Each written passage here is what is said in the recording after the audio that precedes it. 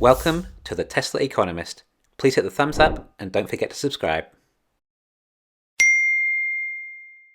Tesla had their Plaid delivery event, the delivery of the world's quickest ever production car and first to ever break the 2-second 0 to 60 time.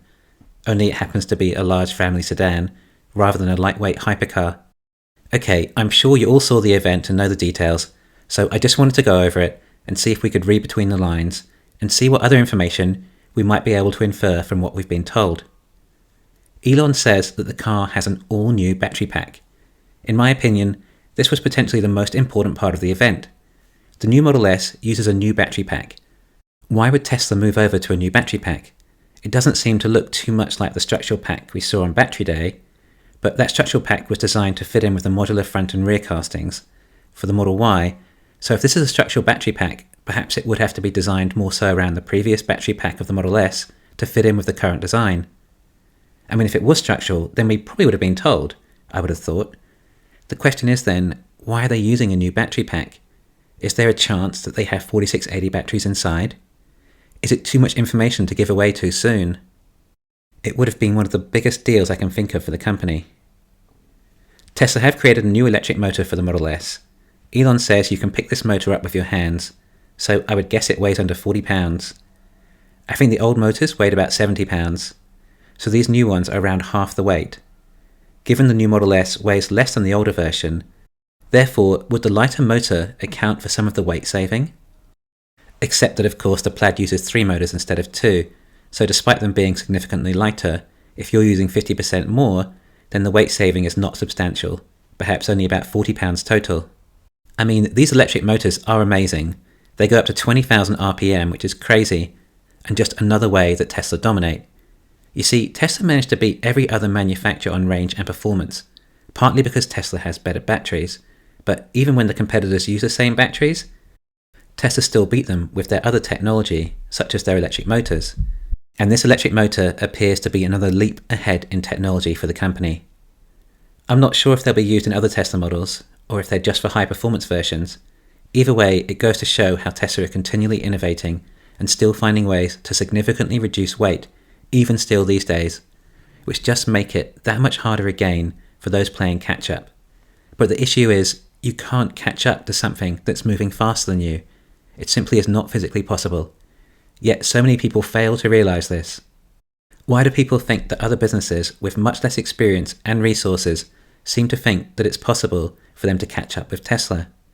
This is just one more reason to demonstrate how that's not going to happen. We then hear that the Model S now has the lowest drag coefficient out of any car ever made. But actually, that's not true, is it?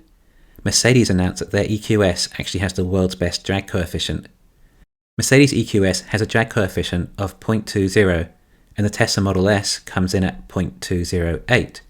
So pretty much the same as Mercedes, except the Mercedes is just a tiny bit better. Except Elon clears that up for us by explaining about wheels in motion. Cars have a different drag coefficient when the wheels are moving. Now, when cars are driving, in my experience, the wheels also tend to move. Therefore, we are to infer that the most important drag coefficient measurement would also include the wheels in motion. Which leads us to assume that Elon means that the Mercedes drag coefficient is not as low as the Model S is when it has wheels in motion. You might say this is a somewhat cherry-picked arbitrary point, but it's not. It's the one that matters, as in which car, everything else being equal, will get the most range solely based on drag coefficient. The answer would be the Model S. It doesn't matter how you explain or compare the statistics, the one that gets the most range has the best drag coefficient. The rest is marketing. Therefore, Tesla are able to get their cars the lightest and get them to drive most efficient compared to other automakers. And then Elon announces the new heat pump and radiator in the Plaid.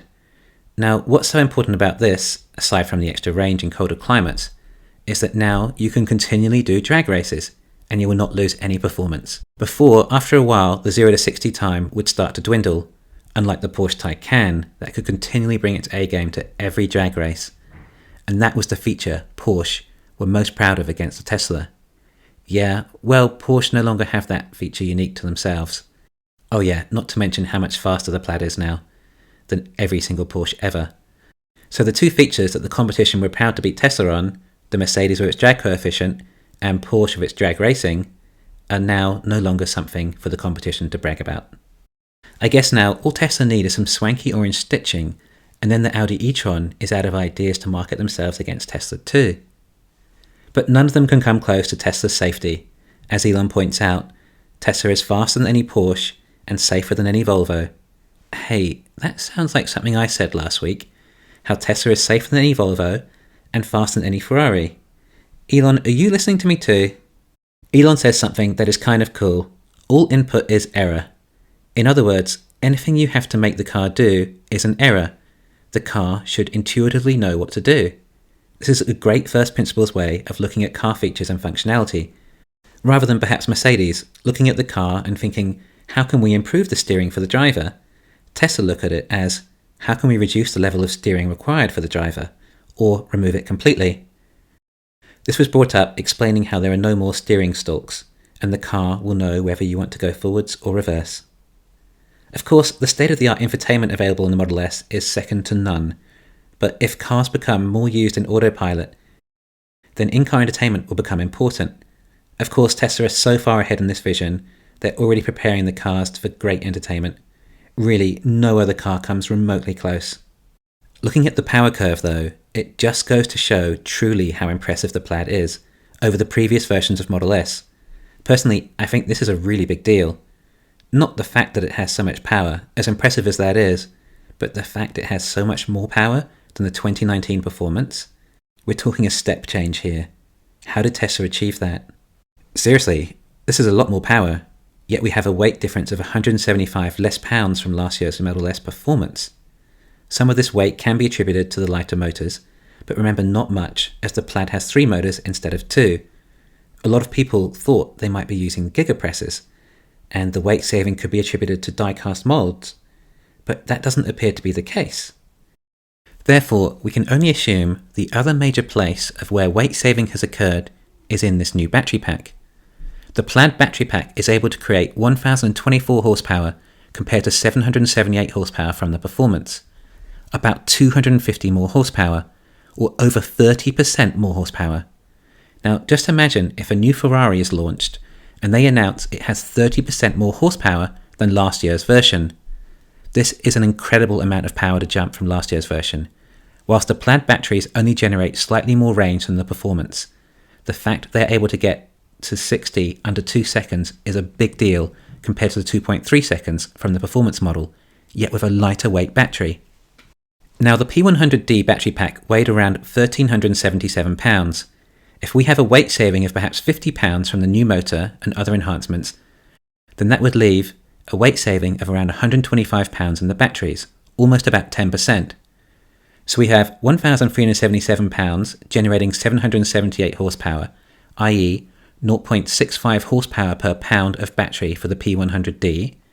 Then we have around 1,252 pounds generating 1,024 horsepower, which comes in at 0.82 horsepower per pound for the Plaid. That is 26% more power from the batteries per pound.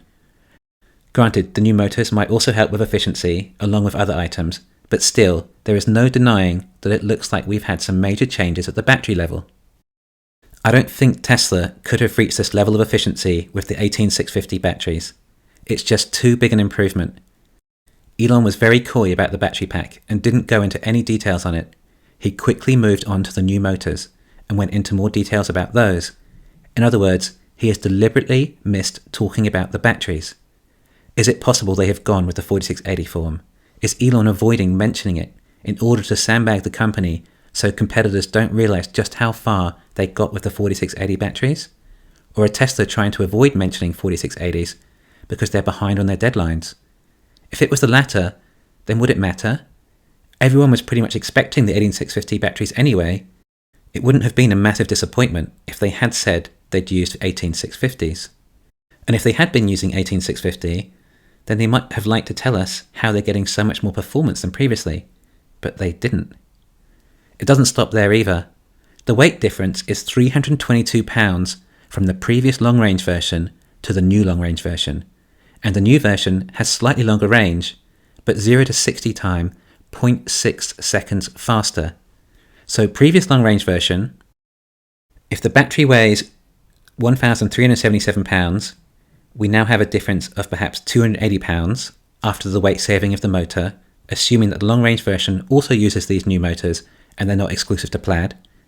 Anyway, that's a battery weight saving of 20%. Compare from 517 horsepower to 670 horsepower, or we have 0.38 horsepower per pound of battery for the old version compared to 0.61 horsepower per pound of battery of the new long range. That is 60% more power per pound of battery, which is insane. It's probably not as noticeable for the Plaid version and performance, as they are so highly tuned for performance as it was, but there is no hiding it from the long-range models. Is it possible Tesla have moved the Model S over to the 2170 form factor?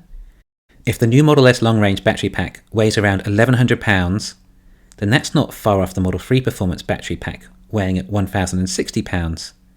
But the Model 3 Performance only generates 470 horsepower, or 0.44 horsepower per pound of battery. The Model S annihilates that by nearly 50%.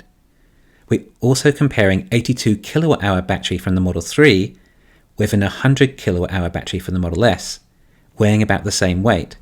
In other words, 0.077 kilowatt-hours per pound of battery for the Model 3 compared to 0.091 kilowatt-hours per pound of battery for the new Model S long range.